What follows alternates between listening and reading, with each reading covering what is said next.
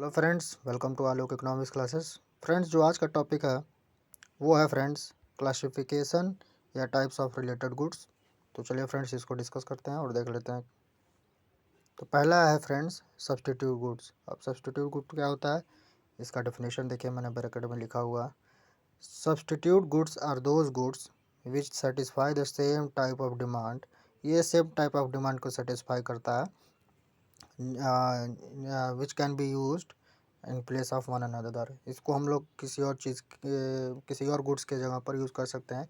जैसे मान लीजिए आप टी कंज्यूम कर रहे हैं, तो आप कॉफ़ी कंज्यूम कर सकते हैं। इसको स्किप कर सकते हैं, इसको ले सकते हैं।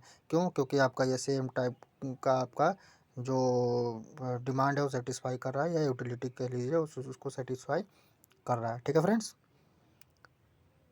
Same type of demand hence can be used in place of one another such as tea and coffee. देखिए, मैंने टी और कॉफ़ी का एग्जांपल दिया, यहाँ पर आ भी गया।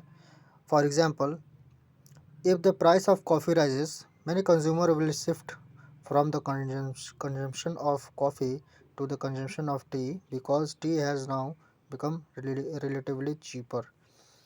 अगर मान लीजिए कोई कंज्यूमर है, वो पहले टी कंज्यूम कर रहा है, ठीक है, और टी के अगर दाम बढ़ गए तो वो कॉफ़ी पर शिफ्ट कर जाएगा। क्यों? क्योंकि टी के दाम बढ़ गए और कॉफ़ी के दाम वही वही है, तो ये कॉफ़ी कंज्यूम करना शुरू कर देगा और टी को स्किप कर देगा। ठीक है friends, the demand for T will increase and that of coffee will decrease. तो डिमांड टी, यहाँ पर टी का एग्जांपल, यहाँ पर टी को वो किया है, तो डिमांड जो टी का है वो इंक्रीज हो जाएगा और कॉफ़ी का डिक्रीज हो जाएगा। Here the demand for tea has increase not because of fall in its own price but due to an increase in the price of its substitute coffee.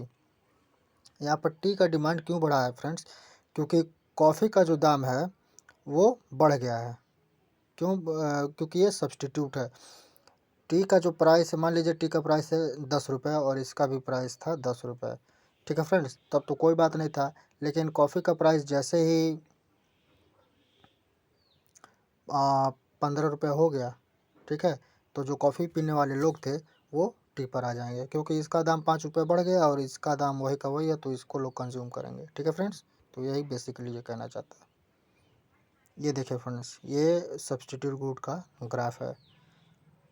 ठीक है फ्रेंड्स, ग्राफ को मैं friends अगले lecture में समझाऊंगा, जिसमें relation के द्वारा मैं समझाऊंगा। तो अगर आपको थ्योरी में अगर पूछता है तो आप लोग वहाँ से देख कर वीडियो उसको लिख सकते हैं, उसको मैं डाल दूंगा जब नेक्स्ट वीडियो बनाऊंगा फ्रेंड्स तब। तो दूसरा friends complementary goods. Complementary goods क्या होता है friends? Complementary goods are those goods which are complementary to one another in the sense that they are used jointly और कंज्यूम टुगेदर।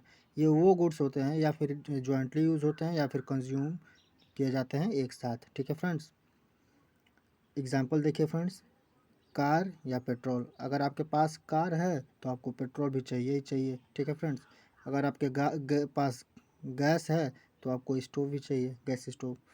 फॉर एग्जांपल देखिए friends, an increase या decrease in the price of petrol causes not only a decrease or increase in the demand for petrol, but it also causes a decrease or increase in the demand for cars। ठीक है friends, अगर petrol के दाम घटते हैं या बढ़ते हैं तो जो कार्स के डिमांड है वो भी घटेंगे और बढ़ेंगे। ठीक है फ्रेंड्स, जैसा उसका दाम होगा पेट्रोल का।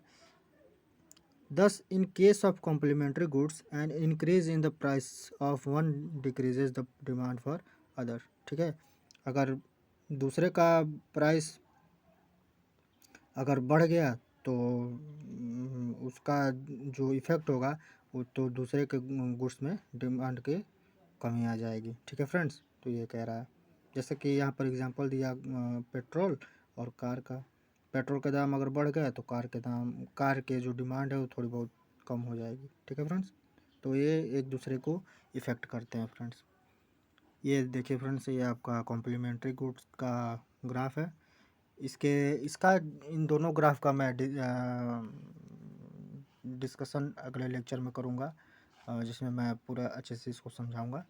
तो उस लेक्चर को आप लोग ज़रूर देखिएगा। आगे बढ़ते हैं friends. The way demand for one particular product is affected by a change in the price of another product is known as the cross demand या क्रॉस प्राइस इफेक्ट। तो जैसे डिमांड किसी पर्टिकुलर कमोडिटी का affect कर रहा है price की वजह से, तो इसको हम लोग क्रॉस डिमांड बोलते हैं या क्रॉस प्राइस इफेक्ट बोलते हैं फ्रेंड। ठीक है। The cross demand shows the functional relation between the price of a commodity and demand for some other related commodity. ठीक है फ्रेंड्स। तो ये फ्रेंड्स आज आपका लेक्चर था। इस लेक्चर का पीडीएफ फ्रेंड्स आपको डिस्क्रिप्शन में मिल जाएगा। सॉरी फ्रेंड्स, डिस्क्रिप्शन में नहीं मिलेगा, आपको टेलीग्राम पर मिल जाएगा। और अगर आपका कोई सजेशंस है, कोई टॉपिक समझ में नहीं आया है या किसी टॉपिक पर आप वीडियो चाहते हैं, तो आप मुझे इंस्टाग्राम और टेलीग्राम पर बता सकते हैं। ठीक है फ्रेंड्स। तो फिर मिलते हैं फिर नेक्स्ट वीडियो में। Thank you friends.